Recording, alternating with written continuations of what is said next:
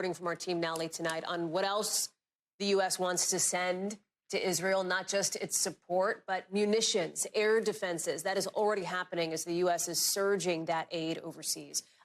Hey troops, welcome back to the channel. My name's Ryan, a former commando from the United Kingdom. Today we're going to be reacting / talking about a video titled US military presence near Israel, a blunt message to Iran and Hezbollah. So the reason I wanted to speak about this is I've been reading and doing a bit of research on the whole thing, you know, the whole industrial complex surrounded by war and who it benefits and who it doesn't benefit and stuff like that. And I've just been thinking an awful lot about China and how it would be beneficial for them to have the United States fighting on multiple fronts, and if not necessarily fighting on multiple fronts, supporting multiple front lines, you know, in terms of them supporting the Ukraine, and now it looks like they're supporting Israel, sorry. Wow, words. So yeah, it's a video that I think is gonna be quite good. Let's get into it. I want to bring in Courtney Cuby, who's live for us at the Pentagon. So we've been talking about this sort of the message that the U.S. wants to send to others in the region as well by moving apparatus closer to Israel. Talk us through it and what we should know. Yeah, so that's really the big message here, is this is about projecting power, in addition to showing that the U.S. is moving a tremendous amount of firepower and manpower to the Eastern Mediterranean as a...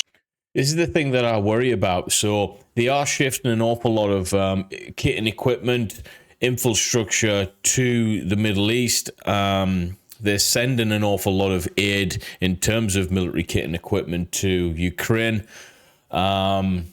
How long is it going to be until they deplete themselves sufficiently to where they wouldn't be able to react on another major front, i.e. I'm thinking Taiwan, you know, the North China Sea, that area in particular, because we know what's going on over there right now in terms of China's expanding their presence within those areas, you know, even down to the Philippines and stuff. They're bullying their way by using this fake land that they're creating little islands with, and then putting, you know, a little bit of military equipment on there and claiming sovereign territory. So it's something that I think might not affect, or might not have the potential to affect the US just yet. But, you know, how long can they go on doing this, supporting other countries and leaving themselves open and vulnerable? I think it's one of those things, guys. I'd like to hear your thoughts on that. Show of support to Israel.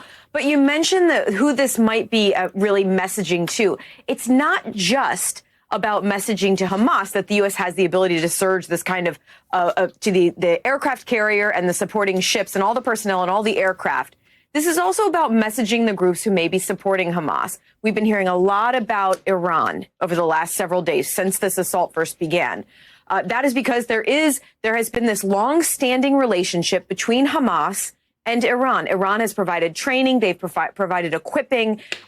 They have worked with Hamas for years, supporting Hamas.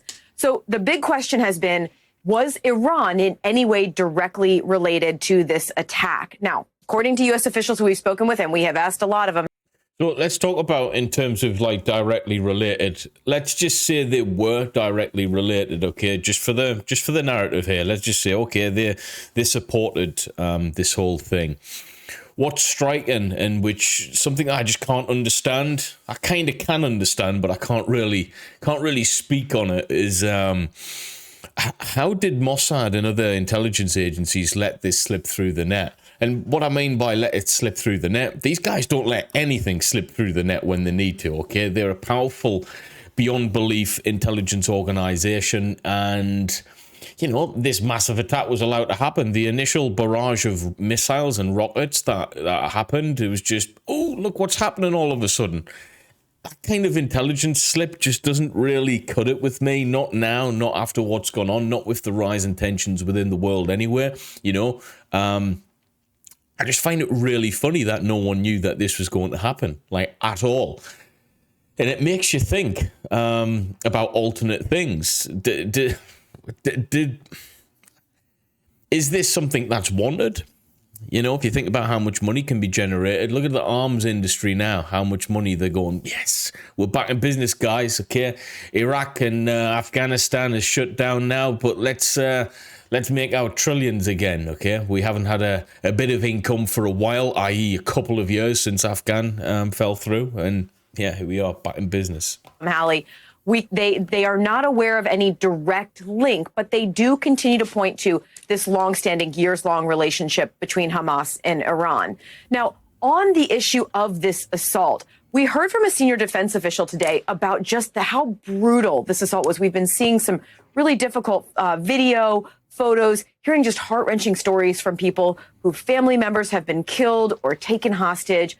We heard from a senior defense official today who talked a little bit about exactly the sorts of tactics that were used. And this official said that this is ISIS-level savagery that we have seen committed against Israeli civilians, houses burned to the ground, young people massacred at music festivals. And we are also making very clear to adversaries, or those that might be entering this conflict, to escalate it, they should think twice and not take advantage of this instability. That's that messaging piece here, Hallie. It is messaging to people who may be looking to expand this outside of Gaza and Israel. There's also the thing, the question that comes up, right? And Let's talk about that expansion. I think that expansion has the potential to go way beyond Israel and Gaza. If other countries are going to be getting involved, then, you know, it sends a direct message to other countries who support certain regions within the Middle East. So, you know, you've got Saudi Arabia mentioning that they support certain individuals, okay? And if you just look at the powerhouse that Saudi Arabia is, not really a country that you want to really upset. Now, you could argue, yeah, well, militarily, they're nowhere near what, you know, America, Britain, France is. But they've got a lot of money, all right? They've got a lot of powerful, influential people. Pretty much, you know, you just have to look at Qatar, how much oil they have. We're pretty much reliant on that, and they will turn off the taps. In fact, I've already heard that they're threatened to turn off the taps had that be something that the United States or any other country decides to get involved with. So we do need to really think cautiously with this whole thing, okay? What's going on in Israel is terrible. What's going on in Palestine is terrible. And I don't agree with any killing on either side. Simple as that. And that's just going to be my stance on this, guys. Thing that will be investigated, I think, for weeks, months, years to come is, was this and how was this such a potential intelligence failure, given that the Israelis have just a highly regarded military and intelligence apparatus in place? One of the best on the planet, if not the best on the planet at any given time, okay? We've mentioned this. We've just spoke about this. It almost seems too poor to be true, okay? You don't have a military group and an intelligence agency as good as the Israelis failing at something like that, okay? It's like problem, reaction, we've already got the solution, okay? And in this case, it's almost like, well, what problem would cause this reaction? And we've got the solution for it, okay? How can we get armament within our country? How can we get support from bigger countries around the world? Could we create a problem and then cause the reaction? You just don't know, guys. We only get to see one narrative on the news, and that's just the way it goes, unfortunately. And I've generally believed that to be the case no matter where you go around the world. If you look at war, just look at Iraq for an example. It was a lie, all right? Lads and lasses went to war on a lie. So don't be fooled in thinking that these types of things are not going to continue to happen. We've still got people who disbelieve the fact that the weapons of mass destruction in Iraq was a lie. They still think it was true, okay? Still think that they went there for a glorious reason and, they overthrown the dictatorship that was in there for all of the right reasons, when in actual fact, we know now it was an absolute despicable lie. You just have to look at Vietnam as well. I can't remember where it was. Gulf of Tonkin, I think I'm pronouncing it right, where I think it was 4,000 US Marines or 40,000 US Marines went there, and they basically were killed on something that was based upon a lie. So this stuff isn't new, okay? I'm not saying that anything here is a lie. I'm just telling you guys to open your brains to the possibility, especially when there's billions and billions to be made. Don't for one second think that that corruption won't have its say in these types of these types of matters, because it does in the end, okay? We just don't find out about it until 20, 30 years later. And it's not just the really, frankly, exquisite intelligence collection capabilities that they have, and it's very extensive. Their network in that area is known. It's known to be extensive and pervasive through the area. It's not just that, though. It's also some simple questions like, there was a border fence there, a border fence that it's strong. It has sensors, it has cameras, it has defense capabilities. It has all of these things, and yet Hamas and these fighters were not able to breach it in one, but multiple locations all at the same time. It was this coordinated attack, multi-pronged attack, and it was all timed together. Also, these fighters who went into those areas. So that the ex-CIA director says Hamas attack shows intelligence failure of epic proportions. If it's that epic, can we actually... It's one of those, man.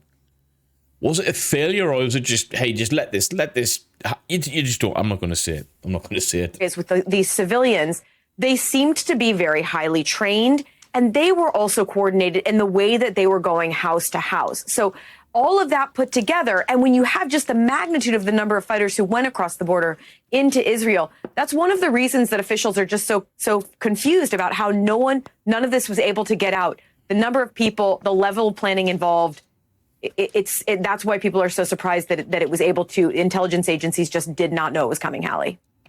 Yeah, I'm as surprised as everyone. Okay, which leads me to think, well, I'm surprised that they were able to do it.